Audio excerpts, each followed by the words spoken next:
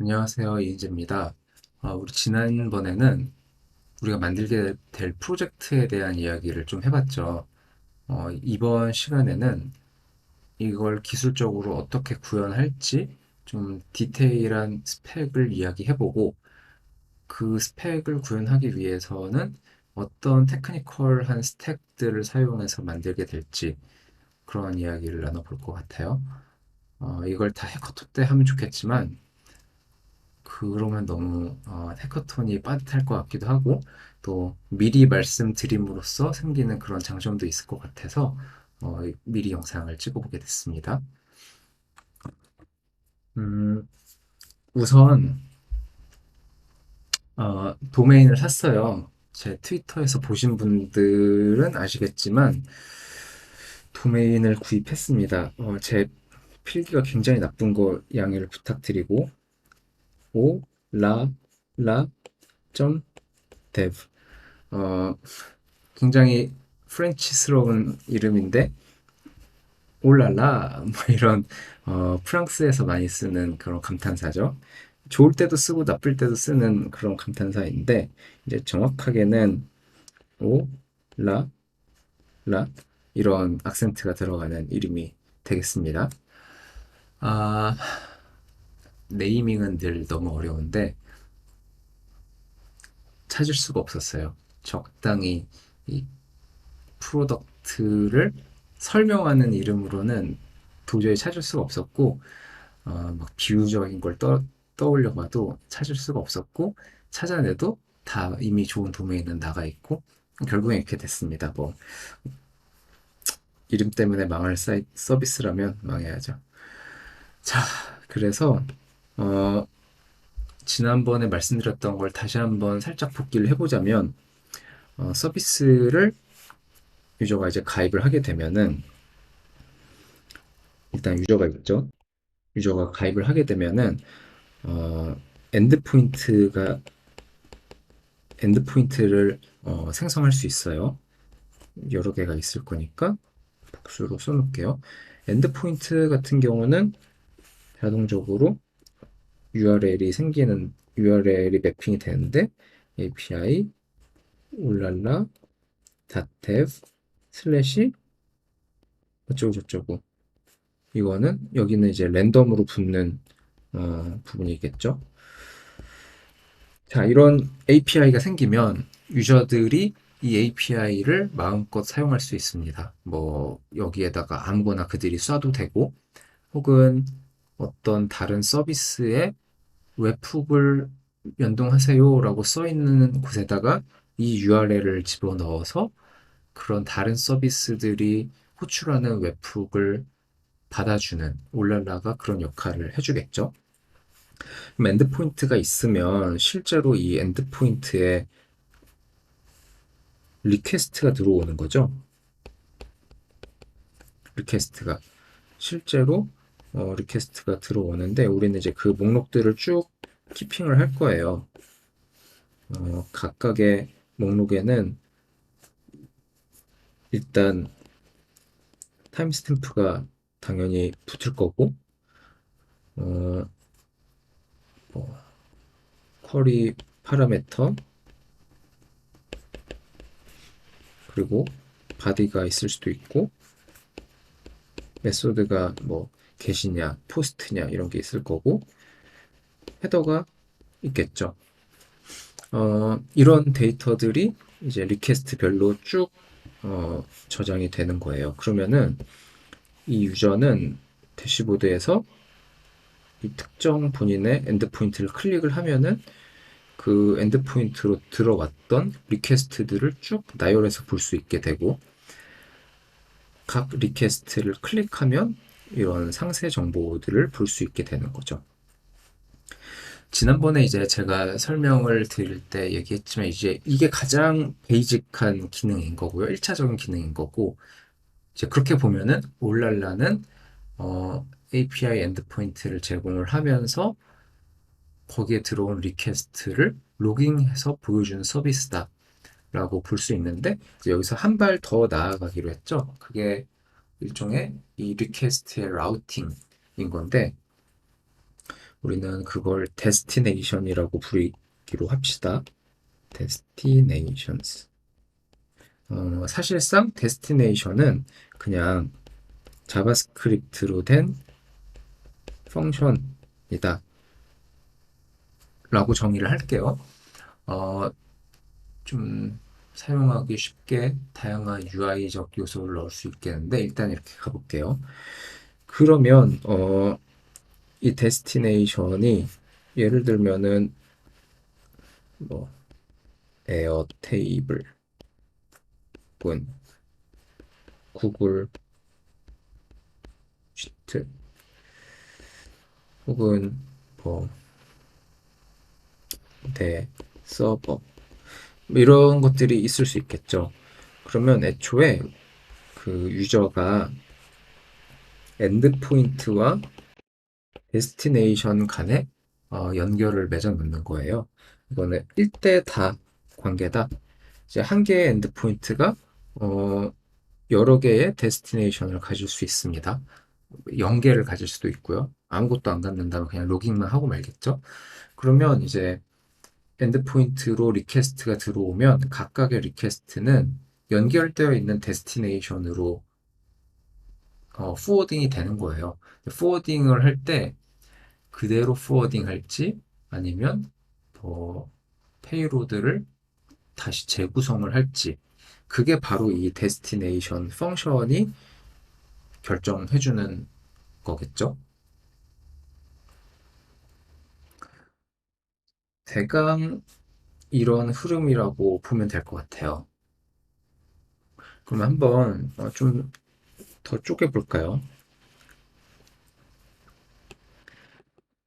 우리에게는 랜딩 페이지가 필요합니다. 자, 그리고 우리에게는 API가 필요하죠. 저 API 울랄라.dev 이거는 그냥 울랄라.dev가 될 거고 그리고 대시보드가 필요하겠죠. 이거는 우리가 선택하기 나름인데 울랄라.dev가 되거나 아니면 앱.울랄라.dev가 되거나 아니면 울랄라.dev 슬래시 앱 이렇게 되거나 뭐 우리가 선택하기 나름이겠죠? 그거는 어떻게 할까요? 아, 사실 이 마케팅을 위한 랜딩 페이지와 실제 대시보드의 URL을 도메인을 분리하는 것 혹은 도메인까지는 아니더라도 어플리케이션 레벨에서 독립된 어플리케이션으로 가는 걸 많이들 권유하죠. 어, 논리적인 말인 것 같아요. 마케팅 웹사이트가 필요로 하는 요구사항이 있고 어플리케이션이 요구하는 요구사항이 있고 다르니까요. 근데 그게 이상적이지만 저는 이상적으로 가지 않겠습니다. 하루 안에 완성하는 게 목적이잖아요. 그러니까 하루 안에 가는 게 목표이기 때문에 저는 요 방식으로 가겠습니다. 어, 올랄라.dev 같은 도메인 위에 같은 단일 웹 어플리케이션을 써서 랜딩 페이지와 대시보드를 다 구현을 하도록 할게요. 나중에 문제가 있으면 옮긴다. 굉장히 상상만 해도 끔찍한데 거기까지는 생각을 하지 말자고요. 자, 하루 만에 끝내는 목표에 집착합시다. 집착이 아니라 집중이라고 말을 바꿀게요. 자, 그럼 대시보드에서 필요한 것들을 고민을 해보죠. 일단 authentication이 필요한데 그렇다는 거는 어, 사인업을 해야 되고 로그인 기능이 당연히 있어야 될 거고요. 그리고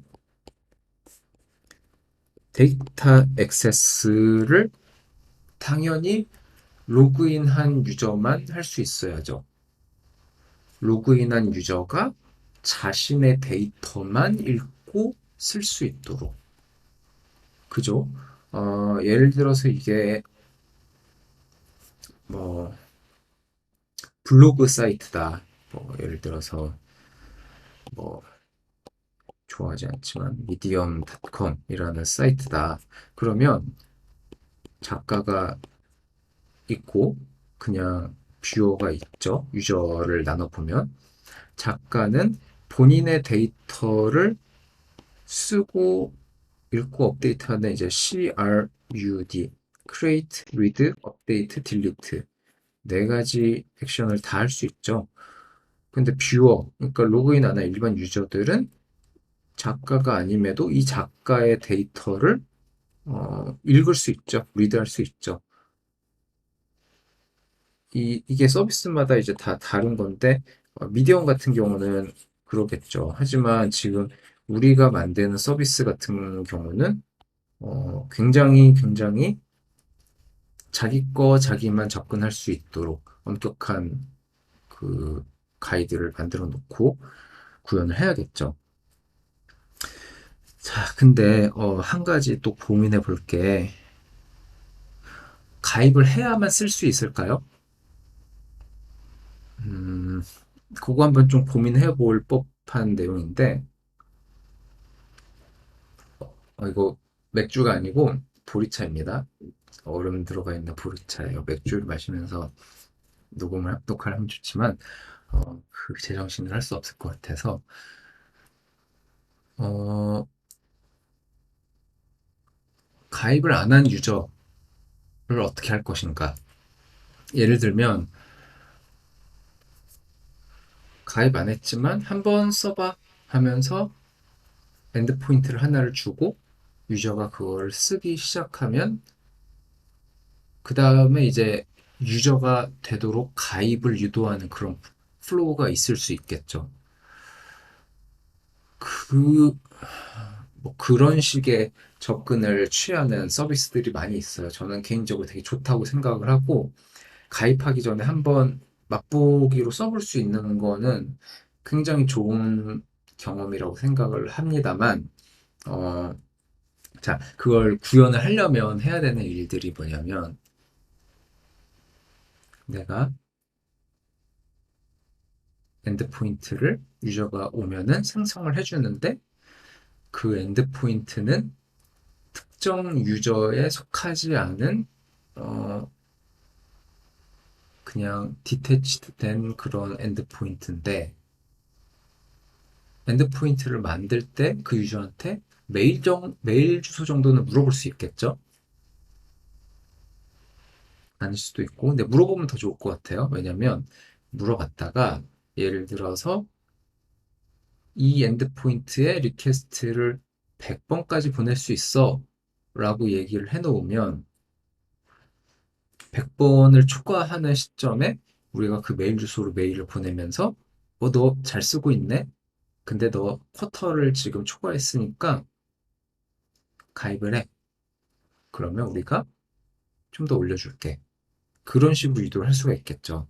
그러면 이제 가입을 하면은 그 메일 주소와 연계되어 있던 그 엔드포인트를 그 유저 아래로 제대로 옮겨주고 뭐 커터를 조정해주고 뭐 그런 작업들을 해야겠죠. 굉장히 해커톤 범주 내에서 하기에는 좀 부담이 될 것 같아요. 그래서 넘어가겠습니다. 이 부분은 못 들은 걸로 하시고 이런 부분은 구현을 안 할게요. 그래서 무조건 가입해야만 쓸 수 있도록. 자, 근데 잠깐만 아까 얘기하던 거로 좀 돌아가 보면 음, 과금을 어떻게 해야 될까요? 과금. 어, 가격 정책을 몇 가지를 둘 수 있을 것 같은데, 일단, 프리 티어는 둘 거고, 그 다음, 플랜을 가입하면, 뭐, 예를 들어서 매달 얼마를 내면 무제한으로 쓸 수 있게, 뭐, 이런 식으로도 가능하겠지만, 무제한이라는 그 바운더리가 없는 건 좀 무서운 일 같아요. 그래서 얼마 내면 뭐 몇 건까지 허용, 뭐 이런 거를 좀 잡으면 좋을 것 같거든요. 근데 그 예를 들어서 숫자를 뭐 제가 굉장히 랜덤하게 던져 볼게요. 어, 예를 들어서 뭐 100만 건. 근데 100만 건이라는 게 무슨 뜻이죠? 어, 엔드 포인트가 있고 이 엔드 포인트에 쌓이는 리퀘스트가 쭉 있을 거고 그 리퀘스트 각각의 리퀘스트가 여러 개의 데스티네이션으로 재전송이 될 거고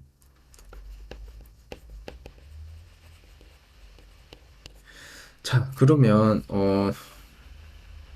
이 데스티네이션으로 전송되는 이 횟수 이거 더하기 실제로 들어온 리퀘스트 뭐 이거를 100만 건 이렇게 잡을 수도 있겠죠? 근데 저는 좀 복잡한 것 같아요. 여러분이 보셔도 유저로서 이 100만 건이 어떤 숫자, 어떤 걸 의미하는가 나한테 나는 100만 건을 넘을까? 안 넘을까? 뭐 그런 거를 유저 입장에서 고민하는 게 되게 어려운 일이고 예측하기 어려운 것 같아요. 게다가 지금 우리 이 서비스 올랄라에서 데스티네이션을 많이 쓰도록 권장하는 거는 우리 서비스의 장점이고 중요한 기능이기 때문에 우리는 막 열심히 독려해야 된다고 생각을 해요. 근데 굳이 어, 여기에다가 그런 제약을 두는 게 네, 고양이 사료 기계가 밥을 주고 있어서 소리가 났어요. 음,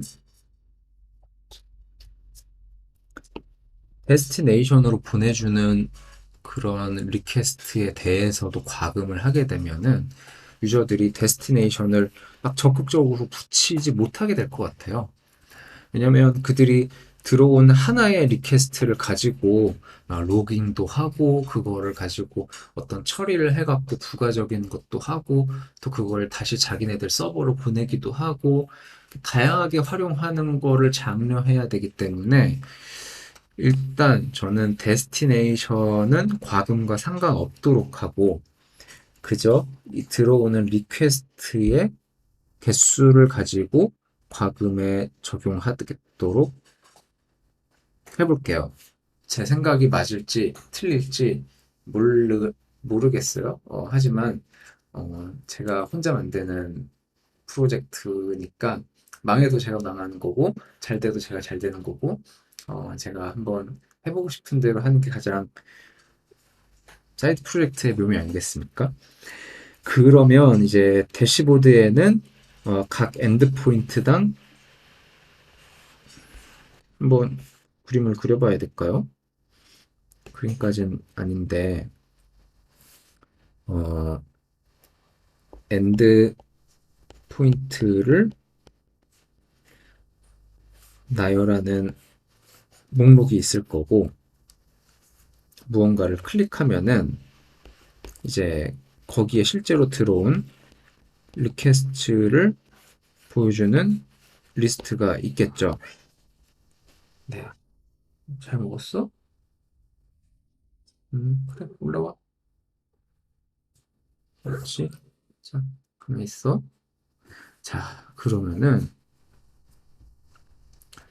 리퀘스트가 들어오면은 이걸 또 클릭을 하면은 그거에 이제 상세 뷰를 보여준다고 했죠. 어, 상세 정보를.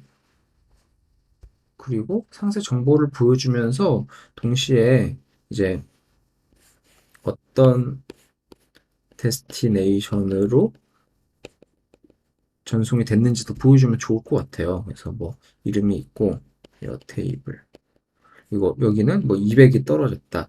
또 어디에 뭐 구글 시트에다가 보냈는데 거기에다가는 뭐 500에러가 내려왔다. 이런 것들을 보여줄 수 있겠죠. 그렇다는 거는 이 엔드포인트 목록에다가 이 엔드포인트는 이번 달에 뭐 450건의 리퀘스트가 들어왔다라는 것도 미리 보여줄 수 있겠죠. 이제 클릭을 해서 이게 뜨기 전에 그러려면 여기에 뭐 데이트 레인지 피커가 있어서 뭐 이번 달, 뭐 지난달, 뭐 최근 뭐 이런 게 있어야 될 텐데 이거 이거 잘 돼 있는 모듈을 갖다 쓰면 편한데 직접 구현하려면 굉장히 머리가 아파질 것 같은데 여튼 데이트 레인지는 어, 장기적으로는 넣는다. 이번 해커톤에 넣을지 안 넣을지는 모르겠다. 그리고 여기에 이 개수도 보여줄지 안 보여줄지 모르겠다. 사실 보여주긴 보여줘야 돼요. 왜냐면 여기에 50개, 뭐 70개 이거를 다 합친 그 썸이 이게 바로 과금되는 기준이기 때문에 유저한테 알려주긴 알려줘야죠. 이거를 이번 해커톤에서 어떻게 구현할 수 있을지는 어, 고민을 해봅시다. 최대한 미니멈하게 가야겠죠? 걱정이 앞서지만 괜찮습니다. 자, 그러면 다시 돌아가서 가입한 유저가 나의 자료를 나만 접속할 수 있게 그렇게 데이터 액세스를 꾸릴 거고 음, 어테니케이션이 있었고 아까 얘기했던 엔드포인트, 엔드포인트, 리퀘스트, 데스티네이션, 뷰가 필요하겠죠. 아마 이것들은 리스트 각각에 대해서 리스트 뷰가 필요할 거고 또 생성하는 화면도 필요할 것 같아요. 당연하죠. 엔드포인트는 생성하는 화면이 필요하고 리퀘스트는 그냥 API 요청이 들어오면 생기는 거니까 리퀘스트에 대해서는 크리에이트하는 화면이 필요 없지만 데스티네이션은 크리에이트하는 화면이 필요하겠죠. 그러면 이제 데스티네이션을 크리에이트하는 화면은 어떤 식이 될까요? 뭐 예를 들면은 음, 사실 그 화면은 별거 없을 것 같고 그냥 타이틀 입력하고 여기에 이제 코드 에디터를 하나를 줄 거예요. 그리고 우리가 그 펑션의 대강의 틀을 만들어 줄 건데 데스티네이션 그럼 여기에 이제 우리가 제공해 줄 수 있는 게 아까 얘기했던 뭐 쿼리 파라메터 뭐 헤더 바디 메소드 이런 것들을 펑션의 파라메터로 주어주고 이제 리턴하는 값을 가지고 뭘 하는 게 아니고 그렇게 해야겠다. 자, 이 함수에다가 fetch 함수를 우리가 넘겨주고 이거는 async 펑션이 되겠죠? 그럼 유저가 이제 이 데이터들을 가지고 알아서 fetch 함수를 부르는 거예요. 그래서 다른 뭐 에어테이블에 URL을 넣는다던가 아니면 구글 시트를 넣는다던가 해서 마음껏 어딘가로 보내려면 보내라. 혹은 어떤 조건이 맞지 않으면 보내지 않고 그냥 리턴을 할 수도 있겠죠. 굉장히 커스텀한 그런 펑션인데 일단 이거를 베이직한 폼으로 가는 건 좋은 것 같아요. 왜냐면 어, 파워 유저 뭐 이런 거 쓰는 사람은 다 개발자니까 다들 할 줄 알겠지만 그들이 주어진 데이터를 가지고 API 호출을 하는 건 다들 할 줄 알겠죠. 그러니까 사실 이런 에디터 하나 띡 던져주면 되기는 돼요. 근데 이제 데스티네이션의 예를 들어서 타입이라는 속성을 가질 수 있겠죠. 그 중에 타입은 뭐 여러 가지 값이 있을 수 있는데 그 중에 커스텀, 뭐 에어 테이블 등등등이 있는 거예요. 그래서 이제 커스텀인 경우에 이렇게 직접 코드를 짜는 거고, 만약에 유저가 에어 테이블을 선택을 하면은 이런 함수에 어느 정도 코딩이 다 되어 있는 그 함수가 제공이 되고, 그러면은 비교적 코딩을 덜 해도 사용을 할 수가 있겠죠. 뭐 그런 식으로 우리가 이 함수의 내용을 템플릿으로 제공을 하면 좀 편하지 않을까요? 하지만 결국에는 유저가 완전히 커스텀하게 코딩으로 풀 컨트롤을 할 수 있도록 이런 에디터를 제공하는 거에 대해서는 좋을 것 같다라는 생각이 듭니다. 이게 데스티네이션의 생김새. 자, 그러면 돌아와서 엔드포인트, 리퀘스트, 데스티네이션 이걸 생성하는 화면까지 다 만들게 되고, 그러면 대시보드는 기본적인 건 다 들어갔어요. 그죠? 근데 이제 여기에 넣어야 되는 게 뭐 세팅, 그러니까 어카운트 세팅 혹은 뭐 빌링 이런 메뉴는 필요하죠. 필요하긴 필요하죠. 이제 어카운트 세팅에다가는 뭐 이름을 넣을 수도 있고 뭐 또 뭐 프로필 이미지 필요할까요? 잘 모르겠는데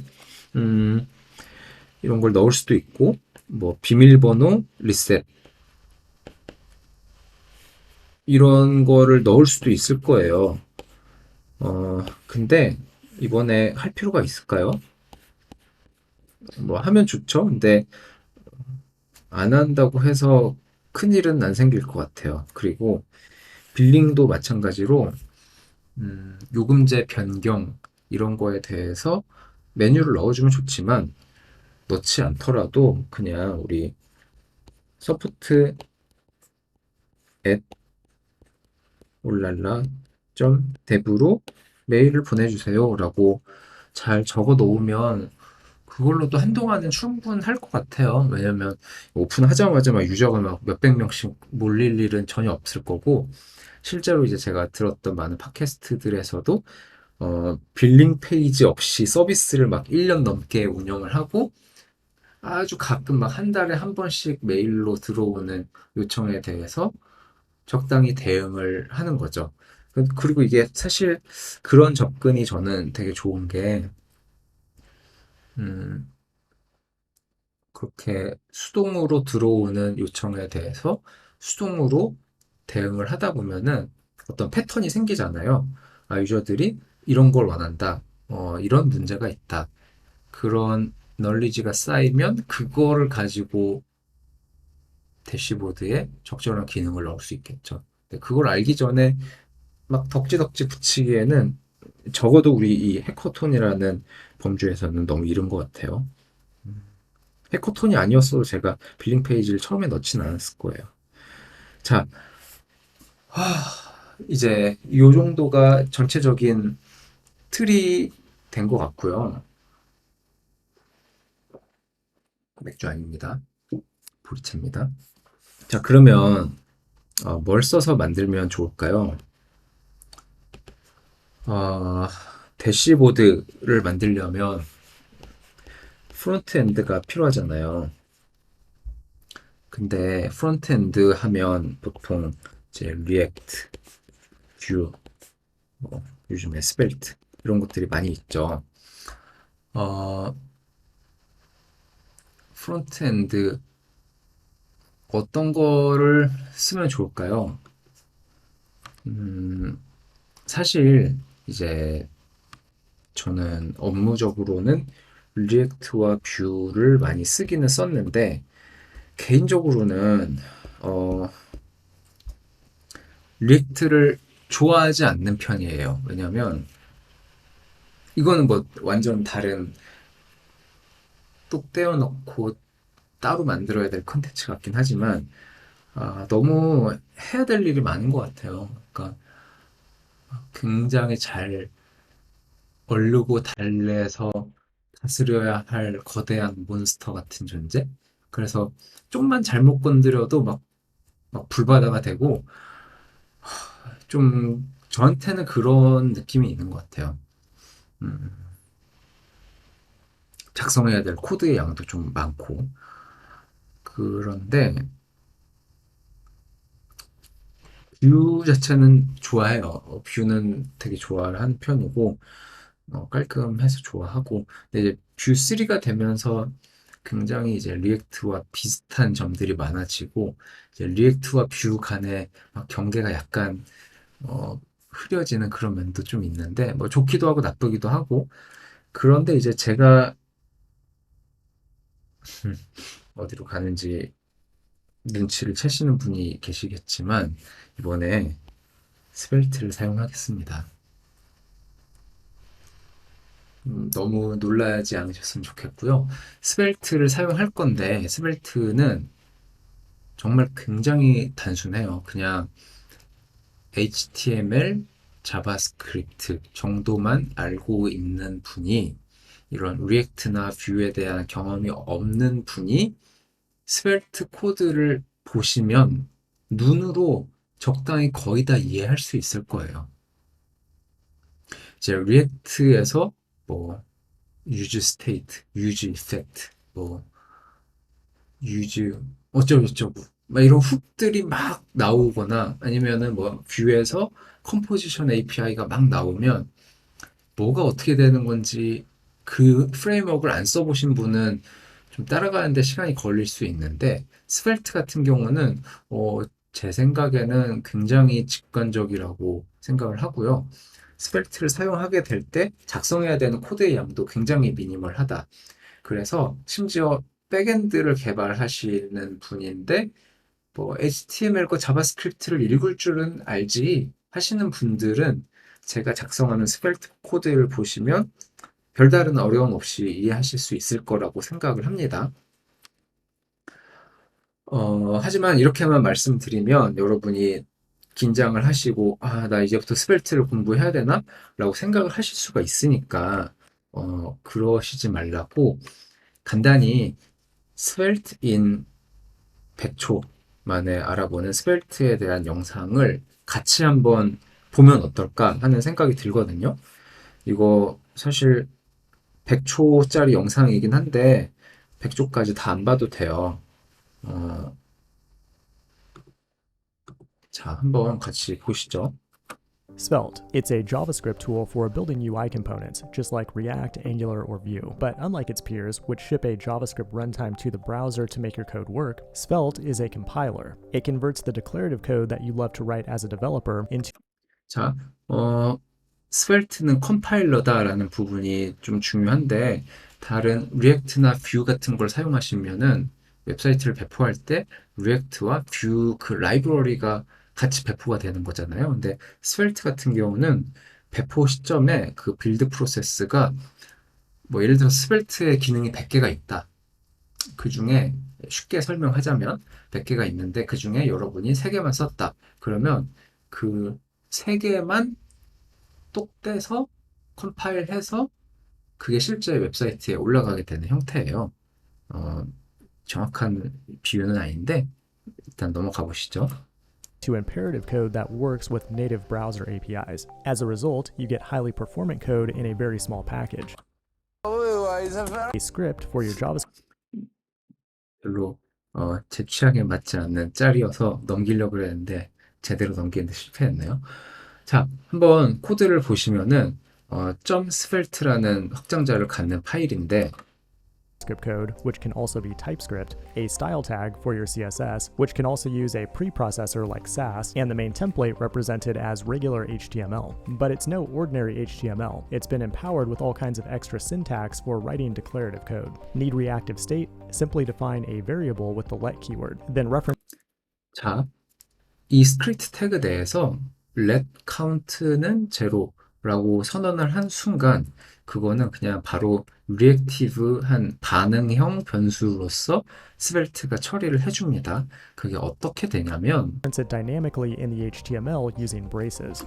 HTML에서 저렇게 어, 템플릿 형태로 카운트를 사용을 하면은 저절로 저 값이 반영이 되는 거예요. If we want to change the state, we can do that by defining a function, then listen to an event in the DOM with on, and bind the function to it as the handler.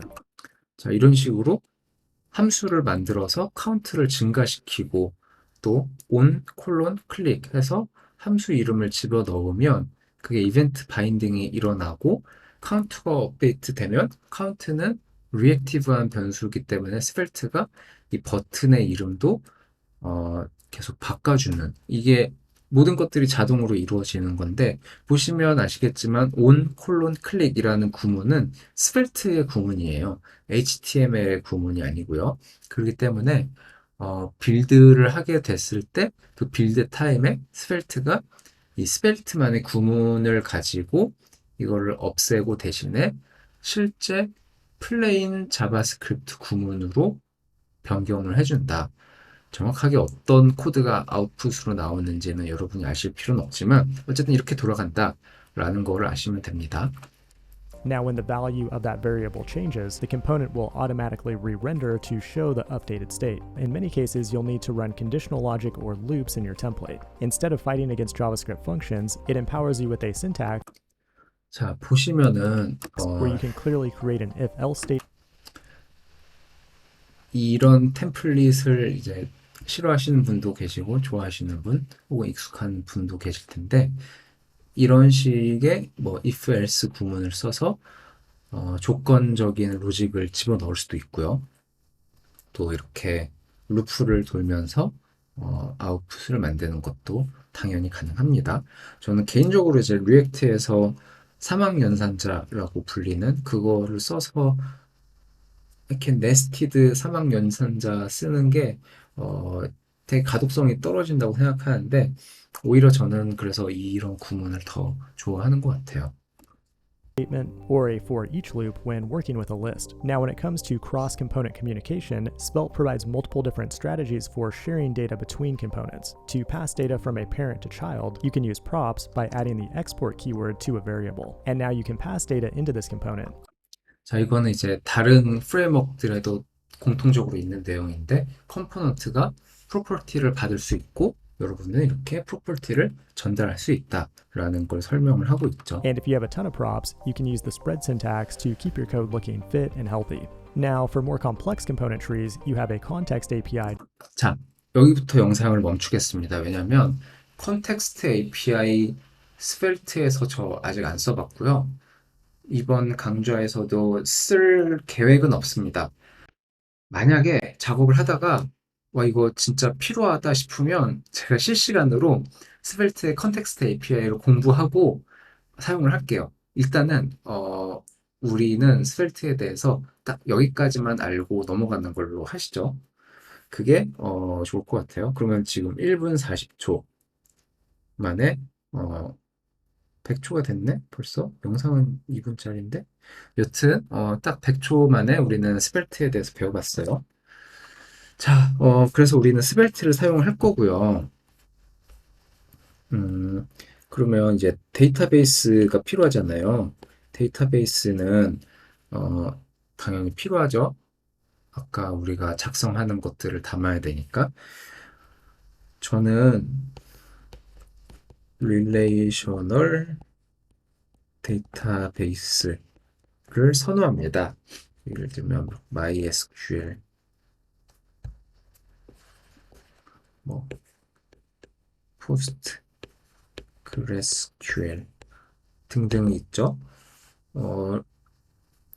보통 NoSQL이라고 불리는 쪽에는 이제 몽고DB 뭐 이런 것들이 있는데 저는 PostgreSQL을 사용을 할 예정이에요. 이번에 만들려는 프로젝트에 적합하다고 생각을 하고 그리고 제가 익숙한 거고요. 근데 PostgreSQL을 사용하기 위해서 데이터베이스 서버 인스턴스를 만들고 데이터베이스를 설치하고 그렇게는 하지 않을 예정이고 어, 그냥 지원되는 서비스를 사용할 건데 아마 제 뉴스레터나 제 트위터를 보시는 분들은 한 번쯤 저로부터 들어보셨을 수파베이스라는 서비스를 사용할 예정입니다. 이 서비스가 그런 포스트그레스QL을 잘 사용할 수 있도록 굉장히 깔끔하게 감싸주는 그런 기능을 제공하는 서비스여서 이거를 사용해서 이번에 갈 예정이고요. 자, 그러면 이제 슈퍼베이스가 데이터베이스 역할을 하게 되고, 자, 다시 써볼게요. 스벨트, 그리고 슈퍼베이스, 그리고 프론트엔드 좀만 더 얘기를 해보면은 CSS로는 테일윈드를 사용할 예정이에요. 테일윈드 모른다. 괜찮습니다. 같이 따라하는 코딩이 아니니까 모르셔도 괜찮아요. 그냥 제가 하는 거 보시면서 저런 문법으로 하면 되는구나. 뭐 제가 작성할 때마다 스타일이 바뀌는 걸 보실 테니까 따로 공부하실 필요 없고요. 슈퍼베이스는 데이터베이스를 책임지고 데이터베이스 관련돼서 이루어지는 어, 아까 얘기했던 액세스 컨트롤, 어센티케이션 이런 것들을 다 슈퍼베이스를 통해서 구현을 할 예정입니다. 구현이라기보다 그들이 제공해주는 기능을 그대로 갖다 쓰게 되는 거죠.